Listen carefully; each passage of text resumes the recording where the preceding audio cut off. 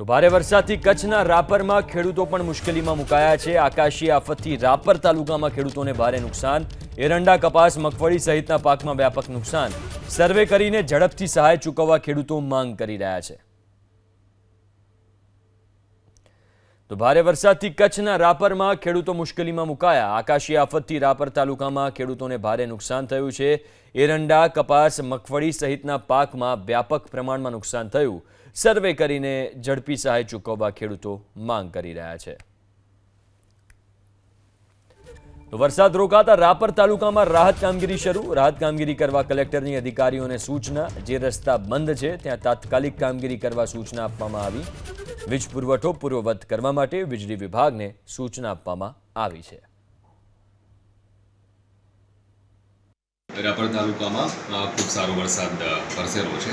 હાલની પરિસ્થિતિમાં આપણે જોઈએ તો સંપર્ક વિહોણા કે એવા કોઈ ગ્રામ વગેરે નથી અને જ્યાં પણ નાની મોટી કામગીરી કરવાની થાય છે તમામ તંત્ર તરફથી આ કામગીરી કરવામાં આવી રહેલી છે।